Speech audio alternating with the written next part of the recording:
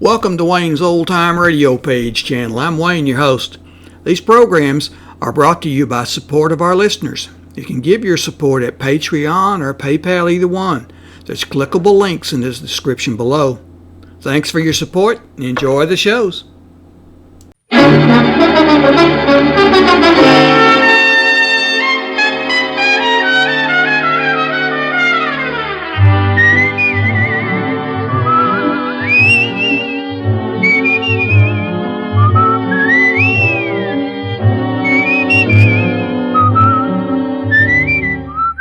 Here's Dick Powell as Richard Diamond, private detective.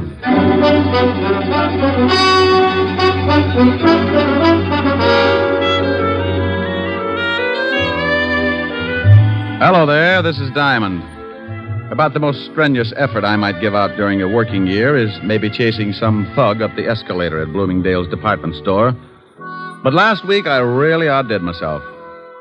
The all-stars of the police force challenged the private detectives to a baseball game for the benefit of the vice squad. And I wound up stiffer than a pair of starched overalls. Because the private detectives are quick to take advantage of the slightest opportunity, by the 8th inning, we realized the need for some immediate strategy. The score at that point was 6-4, the cops leading. So I got hold of a little blonde I knew and had her walk across the infield in a sweater. The idea was to disturb the opposing team and take their minds off the game. It would have worked, but it seemed that since I had last seen my little blonde friend, she'd become quite a favorite with the police force, so they just waved hello and went about their business.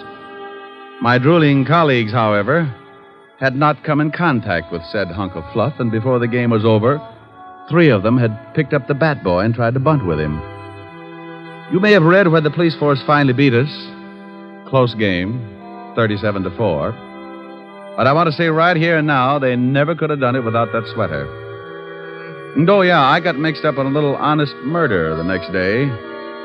It all started in the back booth of a middle-class nightclub.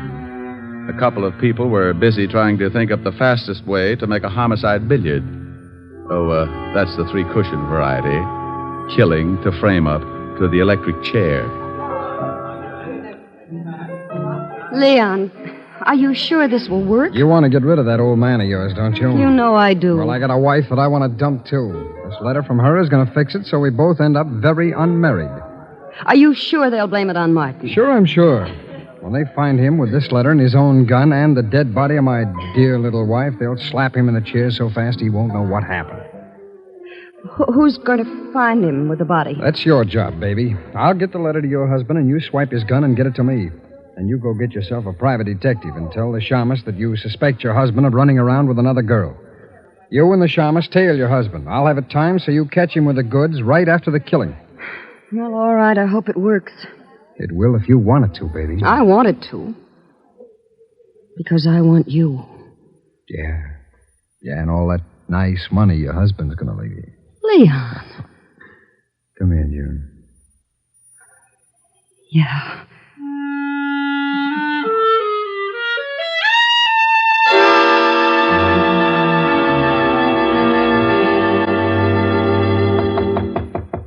Come in. Mr. Diamond? That's right. I want to hire a private detective. Well, good for you. Sit down. Thank you. What is your fee? What's the matter? Oh, stand up and sit down again. They're 52 gauge, Mr. Diamond. Like them? Oh, you'd look good if they were sweat socks. I don't think they'd go with a high heel. You've got a point. Now, what were you saying? I wanted to know what your fee is. Oh, $100 a day in expenses. Isn't that a little high? I stopped eating at the automat 6 years ago. All right, I'll give you a retainer. Wait a minute now. Wait a minute. What's the job? I think my husband is running around with another woman. What do you want me to do? Hustle him off to the nut house? Oh, aren't you nice? I want you to go with me as a witness. You know, any other time I might get shy, but I'm really interested in seeing a girl who could beat your time. When do I start? Meet me in front of my house at 10 minutes to 8. My husband leaves around 8. What's the address? 521 East 58th Street. My name is Hyers, Mr. Diamond. June Hyers. All right, June. I'll see you at 10 to 8. Now, excuse me, but about that retainer. Oh, yes, that. Here's $100. Is that enough? It'll keep me interested. What's your husband's name? Martin. I'll see you this evening, Mr. Diamond. Oh, one more question. Yes? Why haven't you and your husband been getting along? Uh-huh. Oh, a lot of reasons. By the way, Mr. Diamond, how old are you? Oh, well, I'm frisky, but I passed the foolish mark when I was 3.5. Did you? Goodbye, Mr. Diamond. I wonder if I did. Diamond Detective Agency, with men who know the corpses best, it's Diamond 2-1. Rick. Oh, Helen. Hello, baby. What are you doing? What gauge nylons do you wear, dear? 52. Why? No, nothing. Oh, Rick, are you going to buy me a present? Oh, you never can tell. I was just looking at a pair a few minutes ago. Rick, Yeah? where were you looking at them? What kind of a question is A that? very good question. Have you got a girl up in that office? Helen. Don't you Helen me, have you? Well, I give you my word I haven't. All right, was there a girl in your office? Was there? Well, a client. I got a $100 retainer. I don't care if she gave you the George Washington Bridge. You were obviously looking at her leg. Well, I couldn't help it. She sat on that way. Now, look, honey, she's just another client. With 52-gauge nylons. Would you count the threads? Oh, can you do that? Oh, you wolf. Yeah, but you're the only one who gets the benefit of my talents. You can put the soft soap away. When am I going to see you? Well, I got some business at 8. I'll be over later. Well, I'm going to stay mad until you get here. And you're going to tell me all about those nylons. I'll be sure and do some research. Bye.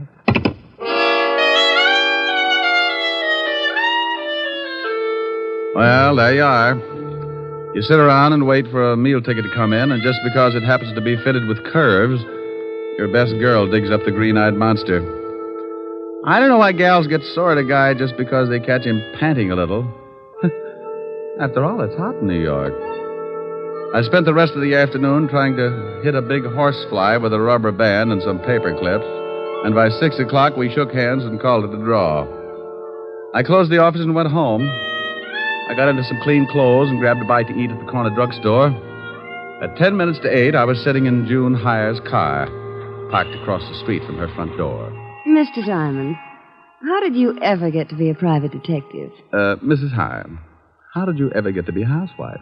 You think things up in a hurry, don't you? Only when I got competition. You like competition? Yeah, up to a point. After that, I get tired of the struggle. I feel like I was back in college, sitting in a parked car with a good-looking man. Your education must have been pretty tame. I haven't moved once. Well, I really started to study after I graduated. Oh, I bet you got straight A's. Must you top everything? I play around with a lot of trouble, Mrs. Hyre, and I've got to stay one step ahead of it. Do I look like trouble? When's your husband coming out of that house? Any minute now. You didn't answer my question. I'll tell you as soon as I see your husband. Well, how will that tell you? If he's wearing a beanie with a propeller on it, I'll know you've been giving him a lot of trouble. So I've been giving him trouble. Does that mean I'll do the same for somebody else? What's the difference, a husband or a private detective? They both got their names from a guy named Adam. Oh, look. A cab pulled up to the front door. Yeah, I see it. And here comes Martin. He's getting into the cab. Well, what do you know? What's the matter? No beanie. We both sat and watched while Martin Hyre got into the cab and it pulled away. Mrs. Hyre put her car in gear and we started the tail, keeping it a safe distance. He led us across town to a middle-class apartment house and we stopped the car and waited up the street. He's getting out and going into that building. Come on. Oh, what for? Shouldn't we let him get up there first and then... Look, baby. Do you know who this gal is? No, of course not. Well, then come on. I want to see what door he goes in. But, won't he see us? Honey, I don't tell you how to put your lipstick on. Now, don't tell me how to make it like a bloodhound. Oh, the lobby is empty. Now, watch the elevator. Oh. It's stopping on the 4th floor.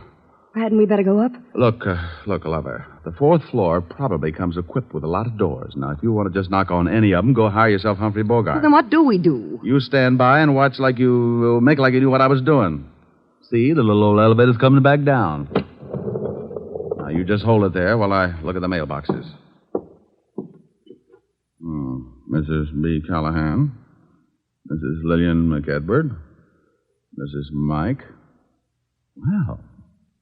and Miss Sally Maxwell. Okay, now we push the button for the 4th floor and away we go. Fun? How do you know where to go? I got the name off the mailbox. But you said yourself there must be a lot of people on the 4th floor. Elementary, my dear girl. Process of elimination. We're lucky this time. Only one single girl on the 4th floor. Sally Maxwell. Come on. It's 406. What if there'd been more than one single girl? So I make some new friends. Now stop asking questions and stick close. I'd love it. Now, here it is, 406. Now hold it down. Can you hear anything? No. Yeah, somebody's moving around. Oh? Oh, duck. What? Too late. What? June. Good evening. I represent the Great Nothing Life Insurance Company. What are you doing here, June? I might ask you the same thing. Do you mind if we come in? I'd like to interest you in our indemnity clause. Stop pushing. Get out of my way. Oh, you don't know what you're missing. You get $3 million if a python bites you in the middle of Times Square. You can't force your way in here like that. You... Oh, now you've hurt my feelings. Take your hands off me or I'll strike you again. Sure, but you need 2 more to put you out. Here, have one on me. Now, the next time you go striking people... Mr. Diamond, look. I looked past the little guy and spotted the body. She was blonde, and I didn't know why she was hanging onto the rug that way. She wasn't going anywhere. All right, you. Get out of my way. Huh? Oh, what a lovely gun. Martin, you killed that girl. No, I did not. I came in here and found her like that, but I didn't kill her. She's been shot. I know that. I found the gun by her body. You don't think I'd kill her? I was in love with her. Martin. Is that the gun that did it? Yes. I mean, no. I don't know what I mean. But you stand right there. Don't take another step. That's your gun, Martin. You shut up. I didn't kill Sally, but I know I haven't got a chance of proving it, so if you come any closer, I will most certainly shoot you. I hate to look like an idiot, but it's against the law to shoot people. Mr. Diamond, be careful. Come on, Martin. Give me the gun. You don't think I'll shoot, do you? Come on, give it to me. Just one more step. Look out, he's going to shoot. Come on, open up in there. What? Better drop it, Martin. You got company. Stay back. Stay back. This is the police. Open up or we'll break the door in. Police. Give me the gun, Martin. No. Let him in, June. Before Levinson tears down the whole wall. I've got Martin. Yes, all right. I didn't do it. I didn't do it. What's going on in here? Hello, Walt. Hey, Lieutenant, look. It's the gumshoe. Rick, why do you guys always have to break down doors? Why don't you try turning the knob first? Otis, didn't you see if it was unlocked? I forgot, Lieutenant. You mallet head. We got a report that someone heard a shot from this apartment. There's the body, Walt. Who's this guy? Martin Hyers. Here's his gun. He was going to use it on me. I didn't kill her. I came in and found her that way. Oh, shut up.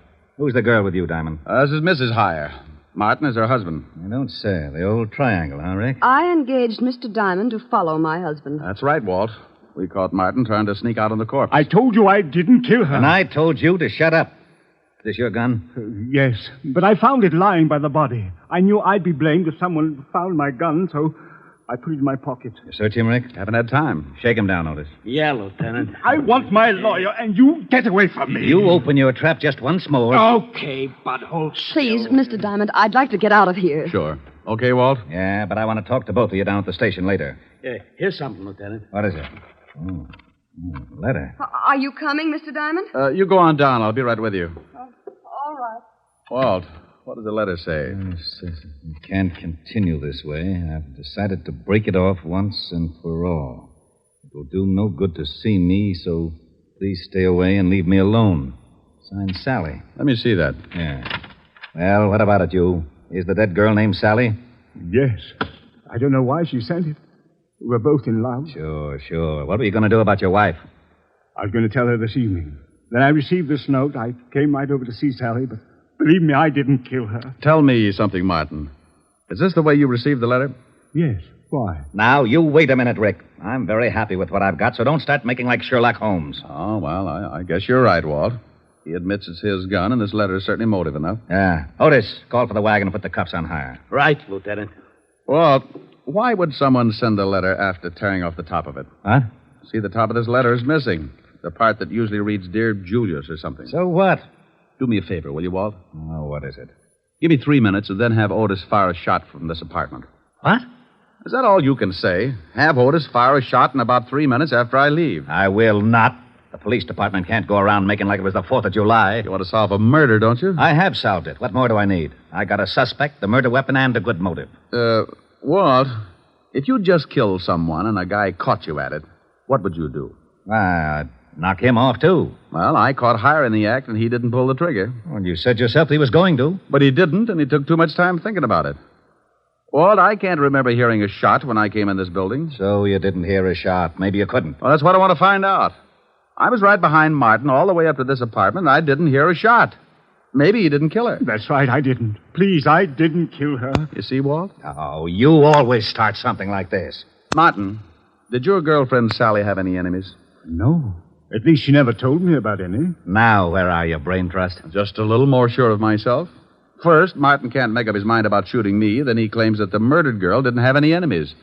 Does that sound like a killer trying to cover up? You've run into smart killers before. I'm surprised at you, Rick. I called the station, Lieutenant. I'm proud of you. Go on in the other room and shoot that cannon of yours off when I tell you. The what, Lieutenant? You heard me. Shoot it into a mattress, but don't muffle a shot. Okay. But not till I tell you. You might think it's fun and blow up the whole building. Thanks, Walt. What are you doing?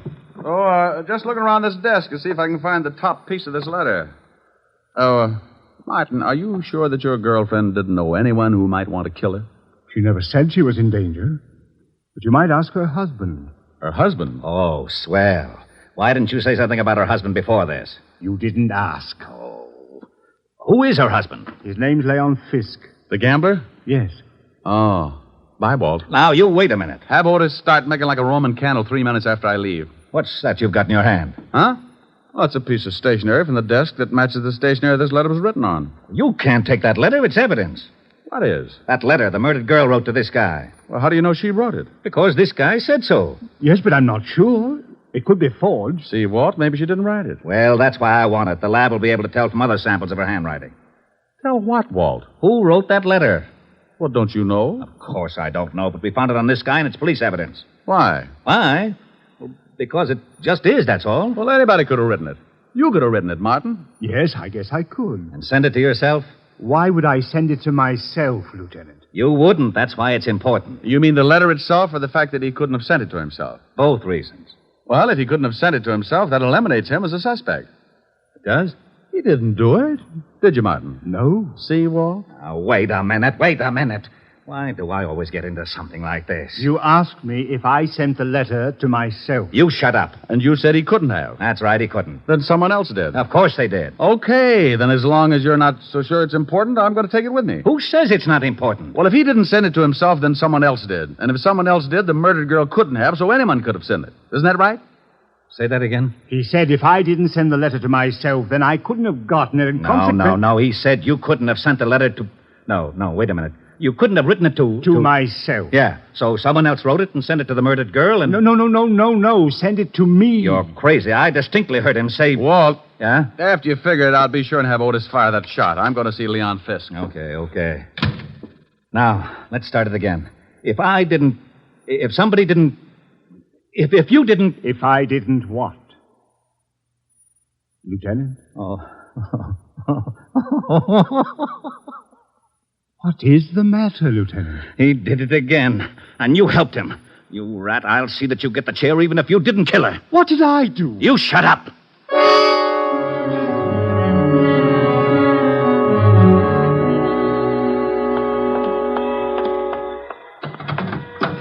Well, what took you so long? I had to get a merry-go-round started.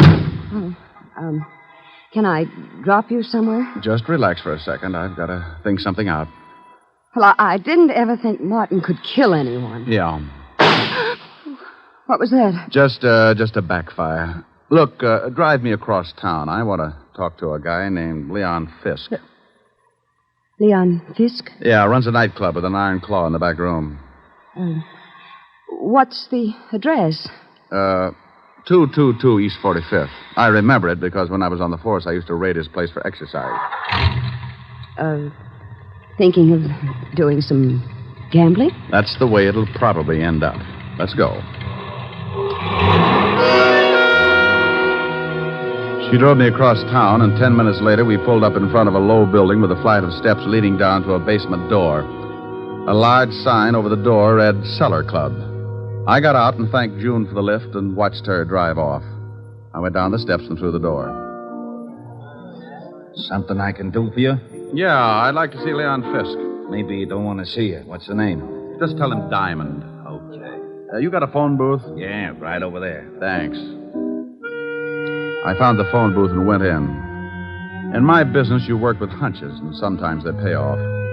I knew that the torn letter had to be sent to someone the dead girl was going to slough. I didn't think it was Hyer, so the next best prospect was her husband, Leon Fisk. I didn't have a thing to pin on him, but a good bluff can open a lot of doors. I took out the letter and copied the handwriting on the other piece of stationery. I wrote the name Leon at the top and then the words, "We can't continue," so they'd correspond with the first part of the original. Yeah? What was you writing? What's it to you? You don't have to get sore. I just thought maybe you was getting a tip on the horses, and I sure could use a winner. The nags have been beating me to death. Oh, no tip. Okay, the boss will see you. That door right over there. Thanks.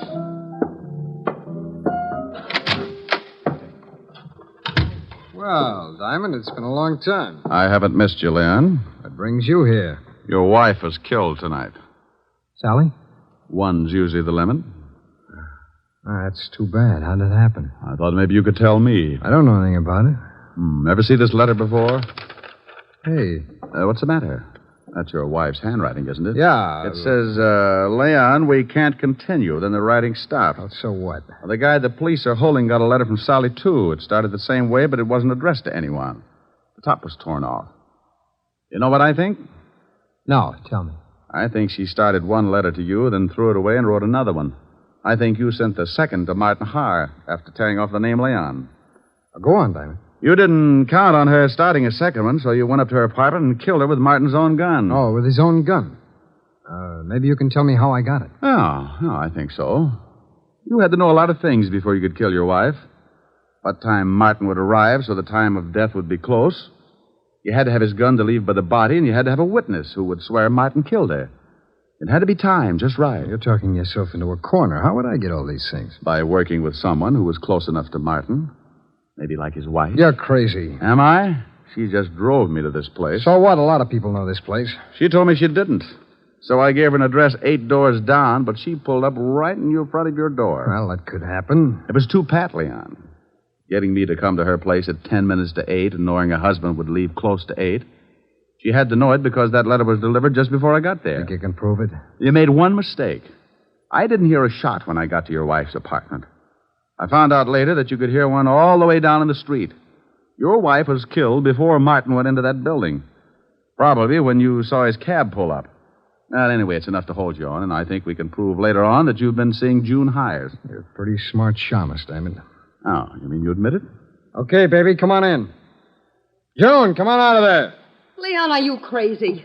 Well. I didn't know you kept your back room stocked with nylons, Leon. Yeah.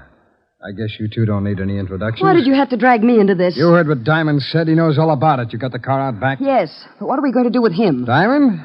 Well, he's going swimming with a barrel of cement. Lieutenant Levinson wouldn't like that. He knows I came here. You're lying. Wait a minute, maybe he isn't. Diamond was upstairs with him for quite a while. Okay, so we'll have to hurry things up. Leon, you can't shoot him. Yeah. You should know it's not polite to point. I'm not going to knock him off here in the office. We'll take him in the car and do it later. No, Leon. What do you mean, no? It was your idea to kill your wife. I just helped get the gun. I'm not going to be along if you kill Diamond. You're going to be right with me, baby, because you're in this up to your pretty neck, and I need that car. I'm not going to do it. Oh, yes, you are. Oh, you and Diamond go swimming together. Leon. Give me that gun. Let me go. Come on, drop it. You go to the devil. June, come back here. I'm getting out. You got me into this mess. Come back here, you dirty little tramp. Don't you take that car. You're not going anywhere, Leon. You want to bet? I'll fix you, Diamond. He hit me with the butt of his gun, and I went down like the price of wheat in July. As I picked myself up, I watched him run for the back door. June, wait for me. You're not going to leave me here to take a rock. I got my gun out and stumbled over to the window and looked out just as the car started up. I spotted Leon with a gun in his hand. He looked mean enough to start shooting with it. He did.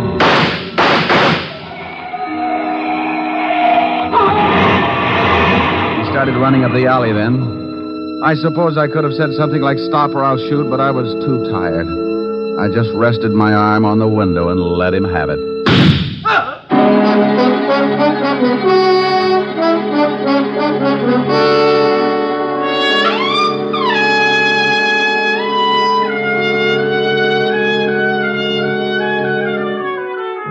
Well, Walt finally showed and cleaned things up. I was bleeding again, so I headed for 975 Park Avenue and my usual first aid station.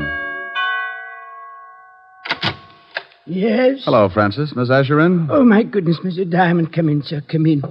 You've been hurt again. I guess you'll have to answer the door a little quicker after this, Francis, or build a first aid station in the hall. The usual, sir? No, you can forget the plasma, Francis. I had liver for dinner. I can stand the loss. Just as you say, sir. Miss Asher is in the study. Oh, thank you. Why don't you go to bed? You look tired. Yes.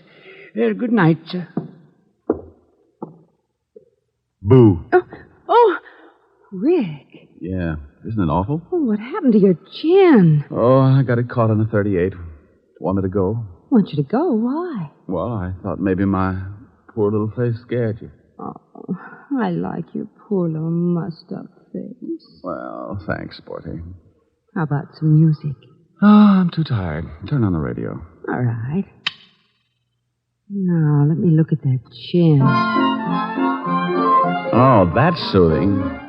Hey, you shut that radio off. I'm trying to sleep. Now, what is that? Oh, it's that crabby old neighbor. Oh, it is, huh? Now, Rick, don't get mad. I'll turn it off. You want something, Max? Yeah, some sleep. Is that too much to ask? Well, stick your head in a closet. Now, look, Bud. You look. That radio wouldn't wake a 2-year-old. Well, just pretend I haven't stopped teething, wise guy. All I want is some sleep. Oh, you do, huh? Sleepy time, gal. You're turning night into day. Rick. Oh, that guy upsets me. All right, he upsets you. That's too pretty a song to sing like that. No. Now, you do it right, or I'm going to be mad. Well, honey, then that's the last thing I want you to be. Now, cuddle up on the sofa. You comfy? Mm-hmm. Don't be mad now, baby. Sleepy time, gal. You're turning night into day. Sleepy time, gal. You've danced the evening away. Oh, that's wonderful. Before each silvery star fades out of sight, please give me one little kiss. Then let us whisper goodnight. It's getting late, and baby, your pillow's waiting. Sleepy time, gal, when all your dancing is through. Sleepy time, gal, I'll find a cottage for you. You'll learn to cook and to sew. What's more, you'll love it, I know. When you're a stay-at-home, play-at-home, 8 o'clock, sleepy time, gal. Well, how was that, baby? Helen. Helen. Well, how do you like that? She snores, too. Hey, you! Max! Yeah, now what do you want? How about a game of gin? I'm lonesome.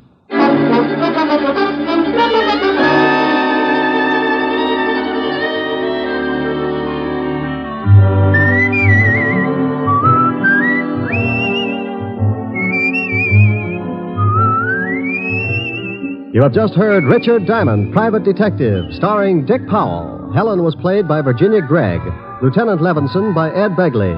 Also in our cast were Wilms Herbert, Jay Novello, Joan Banks, and Stacey Harris. Music was under the direction of Frank Worth. Richard Diamond is written by Blake Edwards and directed by William P. Rousseau. Dick Powell soon will be seen in the screen version of the best-selling novel, Mrs. Mike. Now, this is Eddie King inviting you to be with us again at the same time next week, when we will again bring you Dick Powell as Richard Diamond, Private Detective.